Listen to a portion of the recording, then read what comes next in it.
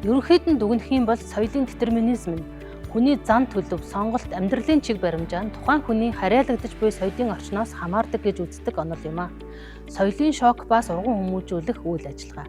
Соёлын шок гэдэг нь хувь хүн шинэ соёлын орчинд орж өөрийн өмнөх туршлага, үнэт зүйлс, зан үйл, ойлголтууд нь тухайн шинэ орчинд тохиромжгүй болсныг мэдэрснээр үүсэх ухамсарын анхны сэтгэл зүйн хариу урвал юм а. Энэхүү үзэгдэл нь сурган хүмүүжүүлэх үйл ажиллагаанд дараах хэд төвшөнд илэрч түүнийг удирдах оновчтой арга барил шаарддаг байна. Нэгт нь хүүхэд шинэ орчинд тасан зохицох үе. Сурагч шинэ анги, сургууль, орчинд шилжин ирэхэд соёлын шокийн төлөв байдалтай адилдах хандлага ажиглагдана.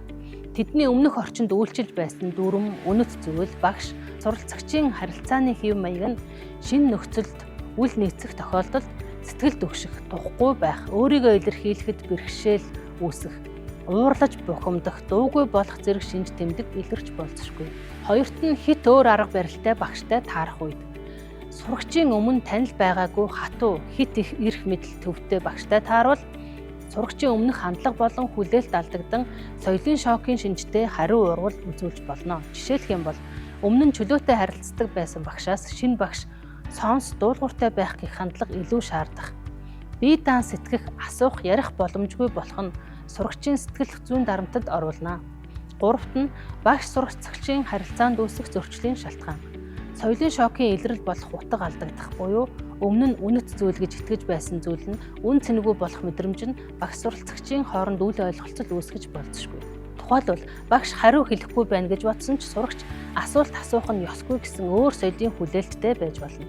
Багшийн зүгээс урамшуулах зорилготой үг сурагчид оромжилж байна гэж хүлээгдэж болно.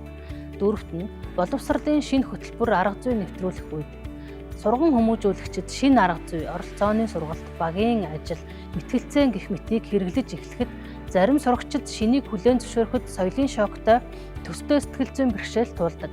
Ялангуяа уламжлалт арга барилаар сурч байсан орчноос өөр хэлбэр чилчгэд хийх ёстой юмаа мэдэхгүй байна гэсэн хандлага илэрч байдаг.